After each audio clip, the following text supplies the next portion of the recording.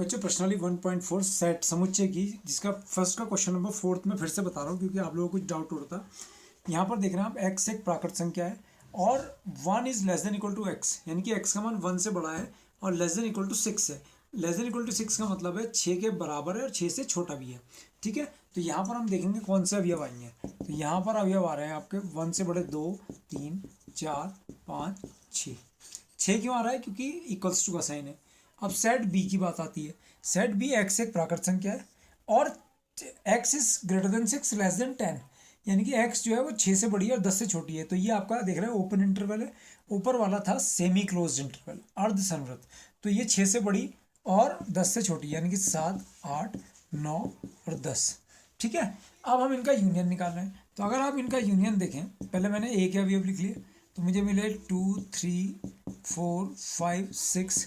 6 के बाद अगर मैं इसका अवयव लिखूं 7, 8, 9। बी में जरा ध्यान दो, इसमें बी में 10 नहीं आएगा क्योंकि लेस देन 10 है। लेस देन 10, 10 से छोटा, यानी कि ये कहाँ तक रहेगा?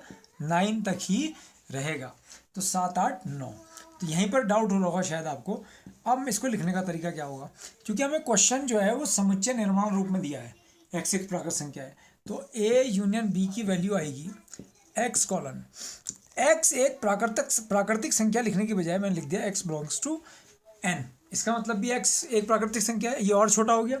अब देखो मैं गुण रूप में लिख रहा हूँ 2 is less than equal to x less than equal to 9। 2 के बराबर और 2 से बड़ी, 9 के बराबर और 9 से छोटी। समझ में आया या नहीं आया? तो ये हमने किस में लिख दिया? समुच्चय निर्माण रूप में। अब इसी का दूसरा आंसर देखो, बिल्कुल सेम। हम कैसे लिख सकते हैं? X colon x belongs to N. ध्यान देना, अब मैंने चेंज कर दिया। मैंने ये लिखा था क्लोज इंटरवल, अब मैं ओपन में लिख रहा हूँ 1 इज लेस देन एक्स और लेस देन 10। ये मैंने ओपन इंटरवल लिख दिया कि एक्स का मान 1 से बड़ा और 10 से छोटा, तो 2 से लेकर 9 तक ही हुए। तो 2 तरीके से मैंने इसका आंसर आपको बता दिया। मेरे ख्याल से डाउट आपका दूर हो गया होगा। अब हम 5वें का फर्स्ट क्वेश्चन करने जा रहे हैं, 5वें का फर्स्ट पार्ट। तो पहले ही क्वेश्चन के हमें सेट लेने हैं, समुच्चय लेने हैं और में, लेकिन हमें सरनिष्ठ यानी इंटरसेक्शन निकालना है। तो x की वैल्यू 1, 3, 5 है, b की वैल्यू 1, y की वैल्यू 1, 2, 3 है। ठीक है, तो x इंटरसेक्शन y। अब आप दोनों में देखिए क्या कॉमन है। 1 इसमें है, 1 इसमें भी है, तो 1 और 3 और कोई कॉमन नहीं है। ठीक है, अब इसमें आ जाओ सेकंड में, a और b में हमें बताना है। तो a इंटरसेक्शन b, तो देखो सबसे पहले a यहाँ है, यहाँ पर भी है, तो a आ गया कॉमन।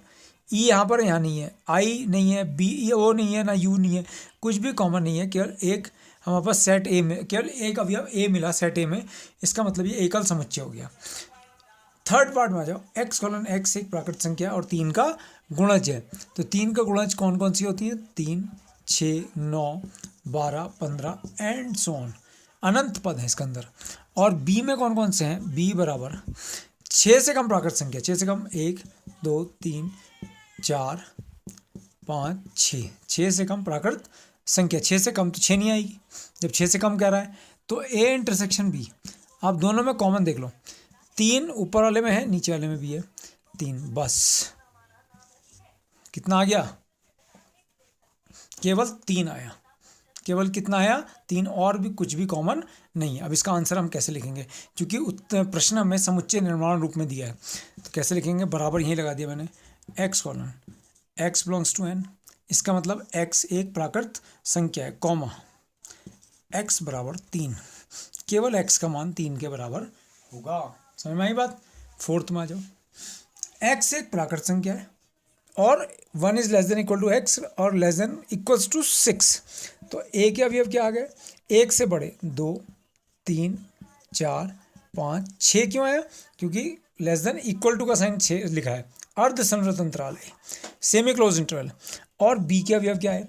एक्स कॉलन एक्स एक प्राकृत संख्या है और एक्स का मान 6 से बड़ा और 10 से छोटा, ये ओपन इंटरवल है। तो 6 से बड़ा और 10 से छोटा, 7, 8, 9, केवल 3 ही पद आएंगे। इनमें हमने ए इंटरसेक्शन बी निकाला, तो ए इंटरसेक्शन बी क्या कॉमन आया? 2, 3, 4, 5, 6 और 7, 8, 9। 2, 3, 4, 5, 6 और 7, 8, 9 में कुछ कॉमन दिख रहा है आपको? कुछ भी कॉमन नहीं दिख रहा। तो क्या आ गया? ऋक समुच्चय फाई। क्या आया? ऋक समुच्चय फाई। ठीक है, लास्ट में आ जाओ, ए के अवयव 1, 2, 3, बी के अवयव फाई। क्या इन ये इसके पास 1 2 3 है, इसके पास तो कोई भी अवयव है ही नहीं, तो इनमें कोई भी अवयव जो कॉमन ही नहीं है, तो ये भी क्या हो गया, एक रिक्त समुच्चय फाई।